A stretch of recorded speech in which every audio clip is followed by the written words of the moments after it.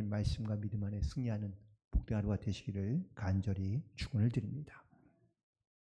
오늘 본문에 있는 잠언 25장에 있는 말씀 1절에 보니까 솔로몬도 등장하고 히스기야도 등장합니다. 그런데 이제 우리가 알기는 이 잠언서는 솔로몬의 이야기라고 되어 있지만 25장부터 29장까지에 있는 말씀은 솔로몬이 직접 한 이야기긴 하지만 솔로몬이 이야기한 것을 쓴 것이 아니라 솔로몬이 얘기했던 것을 후대에 있는 히스기야 왕 때에 그의 신하들이 편집한 것이죠. 그래서 25장 1절에 명확하게 말씀하고 있습니다. 솔로몬의 잠언이요 유다 왕 히스기야의 신하들이 편집한 것이니라.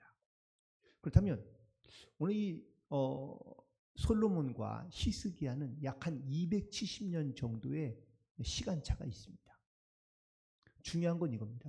왜 히스기야 왕이 혹은 히스기야의 신하들이 이 솔로몬의 이야기, 솔로몬의 말씀을 왜 이때에 필요로 하게 되고 그리고 왜 이때에 이 말씀들을 모았을까? 여기에는 매우 중요한 역사적인 사건이 있는데요.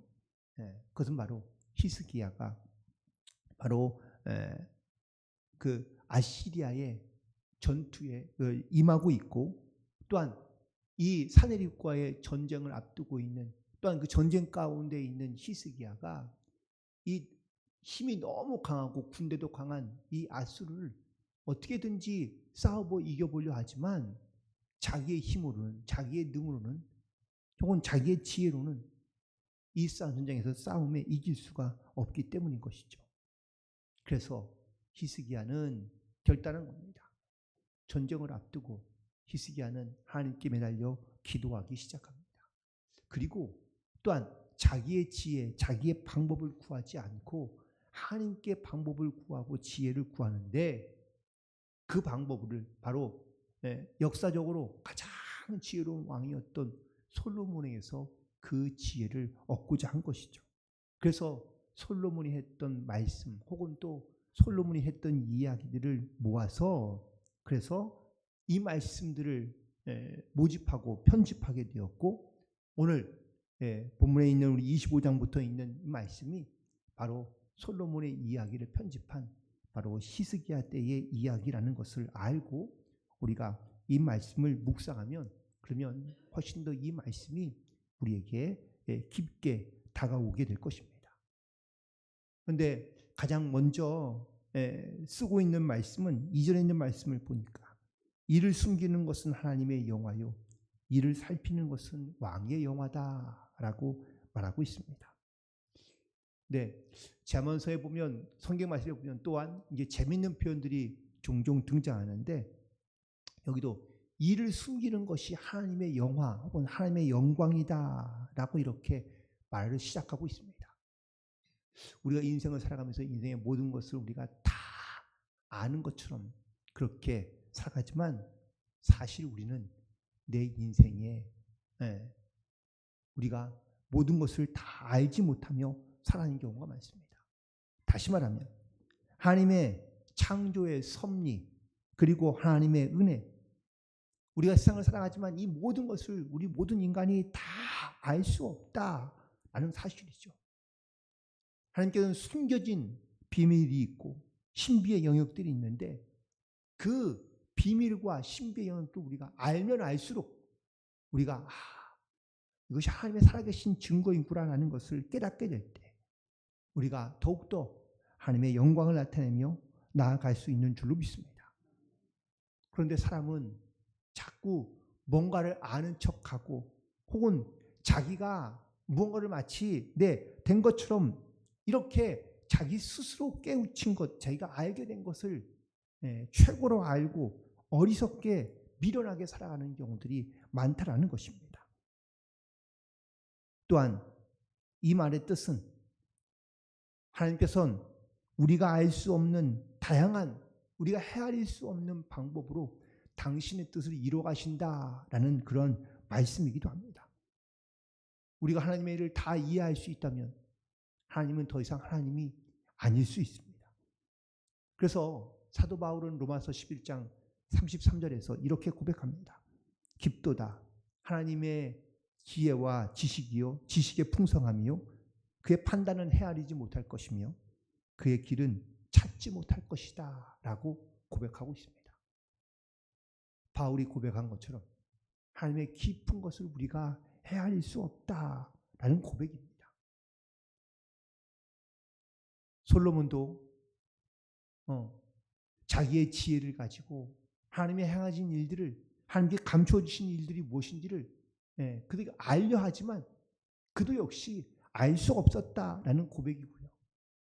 지금 이런 나라의 위기와 고난 가운데 있는 히스기야도 하나님께서 지금의 이 고난이 있긴 하지만 이 뒤에 감추어진 하나님의 뜻이 무엇인지 영광이 무엇인지는 알 수 없다라는 이 믿음의 고백으로 시작하고 있는 말입니다. 그리고 뒤에 있는 이를 살피는 것은 왕의 영화다라고 말하고 있는데 여기서 살핀다라는 말의 뜻은 탐색한다, 혹은 조사한다, 알아본다라는 겁니다. 왕은요, 어떠한 일에 재판관으로 세워진 경우들이 많습니다. 솔로몬도 하나님께 지혜를 구하죠. 1000번째가 끝나고 난 다음에 하나님께서 솔로몬에게 물으셨을 때 솔로몬이 고백한 말은 바로 나에게 듣는 마음을 주사 주의 백성들을 잘 판결할 수 있게 해달라는 지혜를 달라고 구하게 됩니다. 이처럼 솔로몬이 구했던 지혜 또한 그 일을 살피는 것은 바로 사람들의 모든 일들을 다 알 수는 없지만 하지만 그 일을 살필 수 있는 판단할 수 있는 지혜를 구한 것이고 그리고 이렇듯 일을 살피는 것은 잘 판단하게 하는 것은 왕에게 영화가 된다, 영광이 된다라는 것을 고백하고 있는 겁니다. 우리도 하나님의 뜻이 무엇인지를 잘 살피며 살아가는 것이 이것이 지혜이고 또한 이것이 믿음인 줄로 믿습니다. 우리가 하나님의 마음, 하나님의 뜻을 잘 헤아리지 못하면 그러면 인간의 생각과 인간의 뜻대로 살아가기가 쉽기 때문입니다.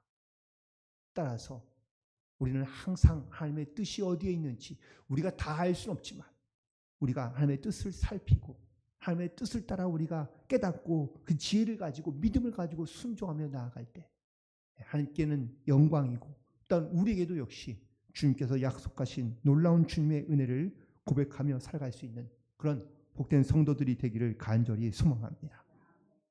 또한 4절부터 6절까지 있는 말씀에 보면 은에서 찌꺼기를 제거하라 라고 말하고 있습니다. 또한 왕의 앞에서 악한 자를 제거하라 그러면 왕이가 그로 말미암아 경고히 서리라 라고 말씀하고 있네요.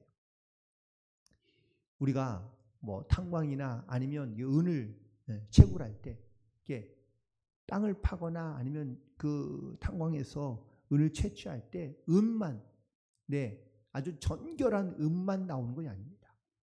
그렇다면 이 캐낸 광석에서 혹은 채취한 물건에서 은을 채취하기까지는 두 가지의 방법이 있는데 첫 번째는 은만 채취하는 겁니다. 그리고 또 한 가지의 방법은 은이 아닌 것을 버리는 방법도 있습니다. 어떤 방법이 더 쉽냐 좋으냐라는 것은 알 수 없지만 사실 불순물과 함께 채굴이 되는 이 은을 정결한 은만 채취하기 위해서는 여러 가지 많은 방법이 필요하다는 것이죠. 또한 이렇듯 왕도 마찬가지하는 겁니다.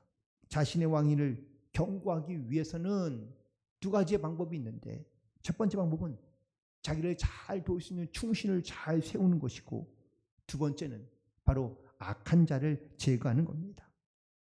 그러면 신실한 사람만 남게 되고 그러므로 말미암아 그의 왕위는 견고하게 설 것이라고 말하고 있는 것이죠.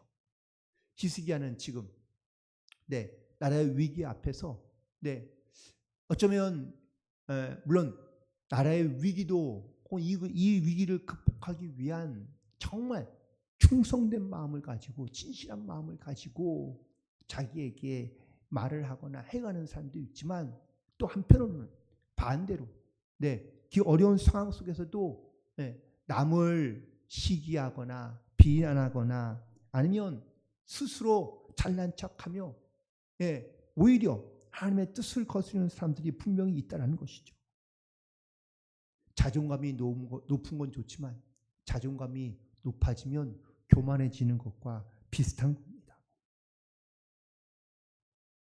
그래서 히스기야는 또한 하나님은 솔로몬에게 지혜를 구하고 혹은 또 하나님의 은혜를 구하는 자들에게 하나님께서 그들에게 정말 다른 생각이나 혹은 다른 뜻을 품지 않고 한 마음이 되고 한 뜻이 되어 하나님의 말씀과 하나님의 뜻 가운데 순종하는 삶을 살게 하기 위하여 역사하고 있다라는 것을 고백하고 있는 것입니다. 그리고 8절부터 10절까지에 있는 말씀들은 여러 가지 많은 법적인 용언들이 등장하는데 다투지 말라 혹은 또 싸우지 말라라는 말을 하고 있습니다. 어려움이 있을 때마다 혹은 또 어떤 문제가 있을 때마다 사람들이 이런저런 어떤 생각이 다르기 때문에 문제가 발생하게 되면 그 시시비비를 가리게 되는 경우들이 많습니다. 그런데 너무 성급하게 혹은 자기가 유리하게 하기 위하여 남의 어떤 이런 잘못이나 아니면 남의 비밀을 누설하는 경우가 종종 있다는 것이죠. 그런데 이것이 문제를 해결하냐? 아니요. 문제가 더 나빠지거나 또한 해가 되는 경우들이 많이 있는 것을 보게 됩니다.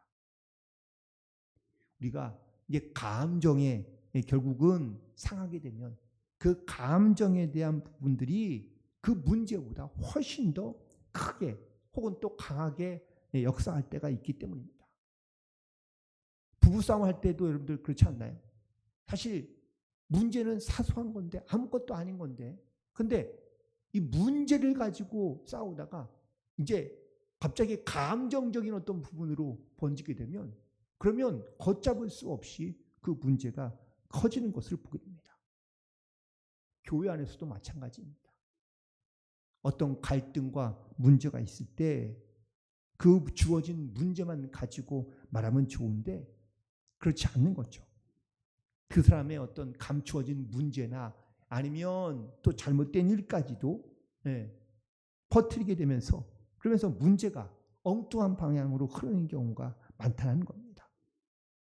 그래서 오늘 본문에 있는 말씀의 11절에 이렇게 말씀합니다. 경우에 합당한 말은 아로새긴 은쟁반의 금사관이라.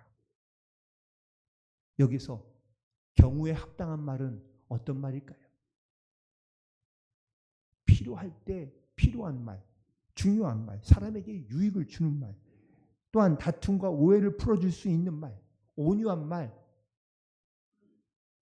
상황에 따라 맞는 말인데 그런데 이 말을 과연 내 입에서 그런 말들이 나오고 있으며 또한 그런 말들을 통하여 좀 나의 관계라든지 아니면 우리의 신앙의 문제가 좀 더 긍정적인 방향으로 나아갈 수 있느냐라는 겁니다. 경우에 합당한 말은 아로새긴 은쟁반의 금사과라고 말합니다. 비유인 표현이긴 하지만 이 은쟁반 위에 빨간 금사과 이것이 얼마나 아름다워 보일지는 우리가 상상만 해도 쉽게 알 수 있을 것 같습니다. 그러므로 우리의 입에 어떤 말을 담고 있으며 어떤 말을 하고 있으며 내 말이 정말 경우에 합당한 말인지 필요한 말인지 그리고 정말 내 말을 통하여 다른 사람에게 힘과 용기를 주며 또한 그에게 정말 하나님의 은혜인 것을 고백하게 하는 말인지 그 마음에 기쁨과 용기를 불어주는 말인지 우리의 말에 정말 이런 합당한 말로 하나님께 영광을 돌리며 나아갈 수 있는 복된 성도들이 되기를 간절히 소망합니다. 그리고 오늘 본문에 있는 말씀 13절에 있는 말씀에 보면 충성된 자다는 그를 보낸 이에게 마치 추수하는 날에 얼음 냉수 같아서 능히 그 주인의 마음을 시원하게 하느니라 라고 말씀하고 있습니다. 여러분 이 말씀이 기록된 솔로몬 시대에 혹은 히스기야 시대에 얼음이 있는 냉수, 과연 가능한가요? 있긴 있었습니다. 근데 이 얼음 같은 냉수를 먹는 일이 과연 누구에게나 있는 일이냐? 아니요. 정해진 특별한 사람들만 먹을 수 있는 건데, 임금이나 아니면 아주 고관들만 먹을 수 있는 아주 특별한 것이었던 겁니다. 이렇듯 이런 특별한 사람, 이런 특별한 존재, 그래서 그 주인의 마음을 시원케 할 수 있는 그런 사람, 그런 사람이 흔치는 않지만 여기 나오는 이 충성된 사자, 충성된이라는 이 표현 가운데 이 충성된이라는 이 표현은 바로 신실한 메신저 혹은 신실한 전달자라는 의미를 갖고 있는데, 자기 입에 이렇듯 은쟁반의 금사와 같은 경우에 합당한 말, 이런 사람들은 바로 이렇듯 누구나 가질 수 없는 정말 특별한 사람들에게 주어진 이러한 사람의 마음을 시원케 하는 그러한 은혜와 능력을 가지고, 그리고 함께 영광을 돌리며 살아가는 존재들이다라는 것을 말씀해 주고 있는 겁니다. 오늘도 우리에게 하나님께서 특별한 하루를 허락해 주셨습니다. 또 한 주간을 허락해 주신 줄로 믿습니다. 내 생애에 혹은 내 삶에 정말 내 입에서 나오는 많은 말들 혹은 정말 그 모든 말들 가운데 마음에 합한 자, 경우에 합당한 말, 충성된 이런 시원케 하는 그러한 말과 혹은 그러한 고백으로 살아갈 수 있게 되기를 간절히 소망합니다.